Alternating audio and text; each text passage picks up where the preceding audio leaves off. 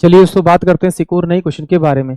इस क्वेश्चन में एग्जामिनर ने कहा है क्यू बिंदु पी और त्रिभुज ए बी सी की भुजा ए बी और ए सी पर इस प्रकार स्थित है कि रेखाखंड पी क्यू और आपका भुजा बी सी के समांतर है यदि ए पी बी पी के बराबर है। यानी कि बिंदु पी और क्यू लिख लेते हैं यहाँ पर, बिंदु पी और क्यू है। तो इसका मतलब है कि जो ए बी पॉइंट है इस पे अगर मैं पॉइंट पी मान लूँ, क्योंकि यहाँ पे मुझे दे रखा है इसने आपका क्या देखा आपका ये ए पी, तो ये ए पी हो जाएगा और यहाँ पर मेरे पास पी भी हो जाएगा। और ये बिंदु दे रखा है आपका क्यू दे रखा है इसने आपका। फिर इसने एग्जामिनर ने कहा कि जो ए पी की लेंथ है वो कितनी आपकी 2 है और जो पी बी की लेंथ है वो कितनी आपकी 5 है।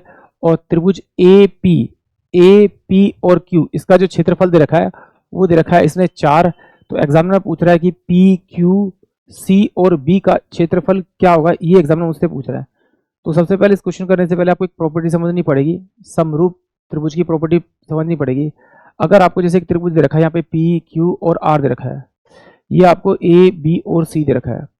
अगर आपको इस त्रिभुज का ये वाला एंगल और इसका ये वाला एंगल बराबर है और ये वाला एंगल और ये वाला एंगल बराबर है, यानी किसी भी दो त्रिभुज के अगर दो एंगल बराबर है तो उन त्रिभुज को हम क्या कहते हैं, सिमिलर बोलते हैं। और जब वो त्रिभुज सिमिलर हो जाते हैं तो अगर मान लीजिए इसका एरिया एक्स है और इसका एरिया वाई है, तो इसके एरिया को अगर मैं इसके एरिया से डिवाइड करूँ, इसके एरिया को इसके एरिया से डिवाइड करूँ, तो ये एरिया का जो रेशियो होगा वो पहले वाले के स्क्वायर साइड के स्क्वायर अपोन में दूसरे वाले के साइड के स्क्वायर के रेशियो के बराबर होगा। और अगर उनकी ऊंचाई यानी हाइट दे रखी है तो उसकी हाइट 1 के स्क्वायर और हाइट 2 के स्क्वायर के बराबर ही होगा। तो चलिए इसे सॉल्व करते हैं। अगर आपको ये बात पता होगी तो देखिए, इस वाले ट्रायंगल के अंदर जब हम आएंगे तो ये वाला एंगल इसमें भी आ रहा है और इस पूरे में आ रहा है, यानी कि एक एंगल मुझे कॉमन मिल गया और ये वाला एंगल इस वाले एंगल के बराबर होगा, क्योंकि समांतर तो इन दोनों का सम तो मेरे पास 180 होगा। अगर मान लीजिए मेरे पास में ये 60 है तो 120 हो जाएगा और ये स्ट्रेट लाइन बन रही है तो ये क्या हो जाएगा, इसका सम भी 180 होगा, पूरी लाइन का 180 होगा। तो इसमें से अगर माइनस करेंगे तो फिर मेरे पास 60 आ जाएगा, यानी कि दोनों ये मेरे पास बराबर बराबर आ जाएंगे। इसका मतलब है कि ये दोनों ट्रायंगल मेरे सिमिलर प्रूफ हो गए। अब जब सिमिलर प्रूफ हो गए तो जो इसका जो एरिया होगा, इसकी साइड का जो स्क्वायर होगा वो इसके एरिया के रेशियो के बराबर होगा और जो इस पूरे ट्रायंगल की जो साइड होगी उसका अगर स्क्वायर करूंगा तो इसके बड़े वाले ट्रायंगल के एरिया के रेशियो के बराबर आ जाएगा। यानी कि कह सकता हूं मैं ए पी क्यू ट्रायंगल का एरिया बराबर में रेशियो में, या कह सकता हूं मैं आपका कितना, ए बी और सी के एरिया के बराबर होगा।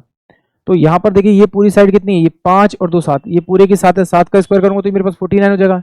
यानी इस पूरे ट्रायंगल का एरिया कितना हो जाएगा, मेरे पास 49 हो जाएगा। और छोटे वाले का कितना आपका 4 है, तो यहाँ एग्जामिनर ने मुझे 4 ही दे रखा है, इसको ये 4 है तो इसे 1 से मल्टीप्लाई करना पड़ेगा, इसको भी 1 से मल्टीप्लाई करना पड़ेगा।